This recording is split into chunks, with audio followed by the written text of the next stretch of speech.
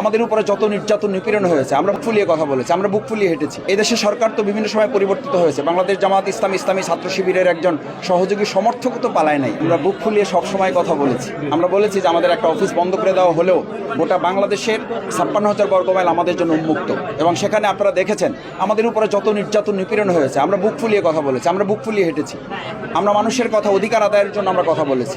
সুতরাং আমাদের একটা অফিস বন্ধ করে আমাদের স্বাভাবিক কোনো কর্মকাণ্ডই তারা যে বন্ধ করতে পারে না, তার সবচেয়ে বড় মনে হচ্ছে যে এই শত না, লক্ষ না, কোটি কোটি মানুষ বাংলাদেশ জামাত ইসলামী ছাত্র জনতা সম্মিলিতভাবে আজকে মাঠে নেমে কাজ করেছে।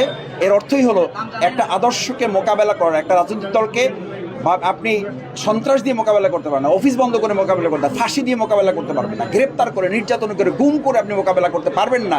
ভবিষ্যতেও যে কোনো রাজনৈতিক দলের জন্য এটা একটা বার্তা যে অফিস বন্ধ করে, গুম করে, খুন করে, নির্যাতন করে আমাদেরকে বিভিন্ন ট্যাগ লাগিয়ে, আজকে দেখেন ট্যাগ লাগানোর সাথে সাথে সে বলতেছে যে যদি আমার জামাত শিবির বলেন তাহলে আমরা জামাত শিবির, যদি আমাকে আপনি রাজাকার বলেন তাহলে আমরা সবাই রাজাকার। কিন্তু আপনাদের এই সমস্ত কথায় আমরা ভয় পাই না, এগুলোর হীনমন্যতা আমাদেরকে ভুগিয়ে আপনারা কোনো নির্যাতন করতে পারবেন না। কোনো ব্যক্তি যখন পালিয়ে যায় বা কোনো জনপ্রতিনিধি যখন পালিয়ে যায়, তার মানে বুঝতেই হবে সে আত্মস্বীকৃত খুনি, আত্মস্বীকৃত অপরাধী, আত্মস্বীকৃত দুর্নীতিবাজ, নাহলে সে পালাবে কেন?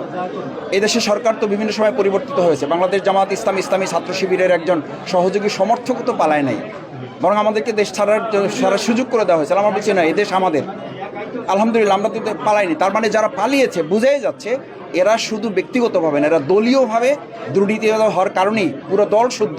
মানে তাদের দলের একজন প্রধান যখন কথা বলে পালিয়ে যায়, আমার ব্যক্তি এবং পরিবারের আর কোনো দায় নেই দেশের, তখন বোঝা যায় তারা দলীয়ভাবে এই দুর্নীতিবাজের সাথে, এই সন্ত্রাসী খুনির সাথে তারা সম্পৃক্ত, এবং তাদের নির্দেশে এই কর্মকাণ্ডগুলো হয়েছে বলে আজকে তারা দেশ ছাড়া, বাড়িঘর ছাড়া এবং পালাতে তারা বাধ্য হচ্ছে। তো আগামী দিনে যাতে এরকম আর কেউ সাহস করতে না পারে, এই দুর্বৃত্তায়নের চিন্তাও যেন কেউ না করে, সেই উদ্যোগ আমরা জনগণ হিসাবে, একজন নাগরিক হিসাবে এখন আহ্বান রাখছি। আর সরকার গঠন হওয়ার পর আমাদের যে ধরনের সুযোগ থাকবে, আমরা সবটুকু সুযোগ সেখানে আমরা পালন করবো ইনশাআল্লাহ।